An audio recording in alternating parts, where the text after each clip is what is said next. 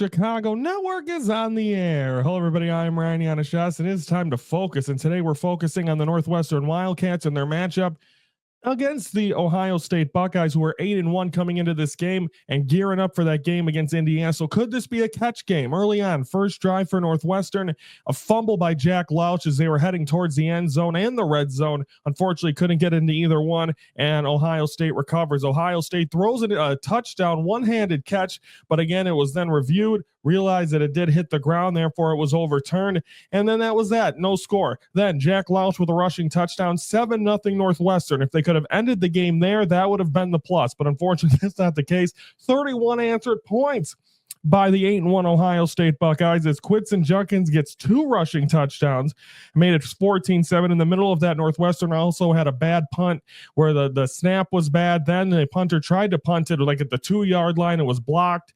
All that shenanigans, and after that, really no momentum there. So 14-7 then. Chicago native from the south side, Carnell Tate had 2 touchdowns for Ohio State. 28-7 the score. They would get a field goal, but the final being 31-7, all Ohio State. And what a job, what a turnout by the Ohio State Buckeye Nation as they all flocked to Wrigley Field. I said, and they even brought it up on the broadcast, that not used to seeing that much red in Wrigley Field, because even when the Cardinals are there, you still see a lot of Cubby blue. So blue's the dominant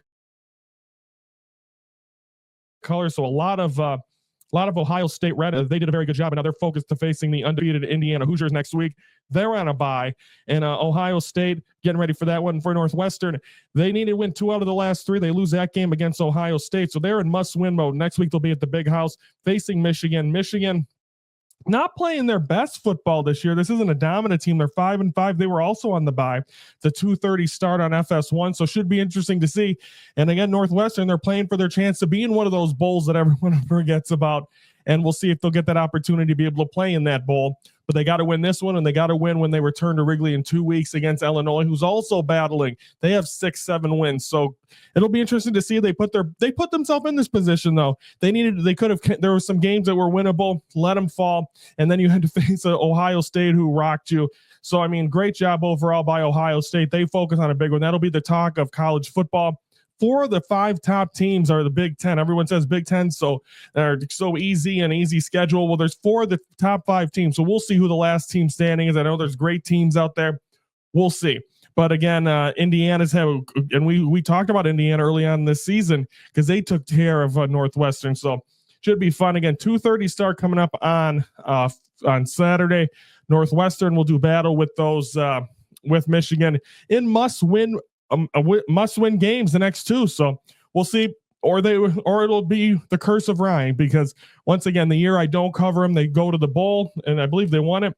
But now I cover them, and they're not playing their best football. So we'll see if that'll be the case. Also, Wrigley Field looked beautiful. Great job overall by the crew of FS1, showing Wrigley Field and the sights and sounds and doing the history of other things that have taken place at Wrigley. Hockey games, concerts, all that awesome stuff. So great job highlighting what is a beautiful, beautiful scene. I'm looking forward to seeing. I've only been there for Cub games, never been there for concerts, anything else.